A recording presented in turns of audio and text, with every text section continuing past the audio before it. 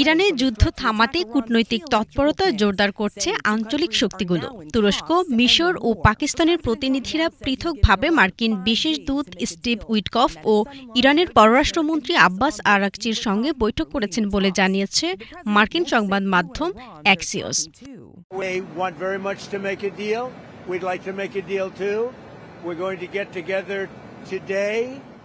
নিজের social media platform truth social এক পোস্টে ট্রাম্প বলেন, গত 2 দিনে যুক্তরাষ্ট্র ও ইরানের মধ্যে অত্যন্ত চমৎকার ও ফলপ্রসূ আলোচনা হয়েছে। এরপর ইরানের বিদ্যুৎ কেন্দ্র ও জ্বালানি অবকাঠামোতে হামলা স্থগিতের নির্দেশ দিয়েছেন বলেও জানান তিনি।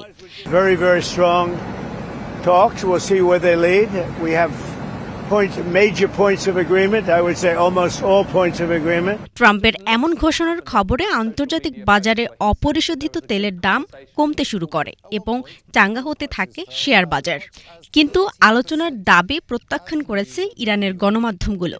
ইরানের রাষ্ট্রীয় ও আধা সরকারি সংবাদ মাধ্যমগুলো জানায়, ওয়াশিংটনের সঙ্গে তেহরানের কোনো ধরনের আলোচনা বা যোগাযোগ হয়নি। ট্রাম্পের এই বক্তব্য মূলত বিশ্ববাজারে জ্বালানি তেলের দাম কমানোর একটি অপকৌশল এবং তার সামরিক পরিকল্পনা বাস্তবায়নের জন্য সময়ক্ষেপণ। ইরানের সংবাদ সংস্থা ফার্স নাম উল্লেখ না করে একটি সূত্রের বরাত দিয়ে জানায়, প্রেসিডেন্ট ট্রাম্পের সঙ্গে সরাসরি বা কোনো মধ্যস্থতাকারীর মাধ্যমে ইরানের সঙ্গে যোগাযোগ হয়নি। সূত্রের দাবি, উপসাগরীয় অঞ্চল ও ইসরায়েলের বিদ্যুৎ কেন্দ্রগুলোতে ইরান পাল্টা হামলার হুঁশিয়ারি দেওয়ার পর ট্রাম্প মূলত পিছু হটেছেন। তবে ইরানের বিরুদ্ধে চলমান উত্তেজনা প্রশমনে তুরস্ক, মিশর ও পাকিস্তানের প্রতিনিধিরা পৃথকভাবে যুক্তরাষ্ট্র ও ইরানের সঙ্গে আলোচনা করেছেন বলে জানিয়েছে মার্কিন সংবাদ মাধ্যম।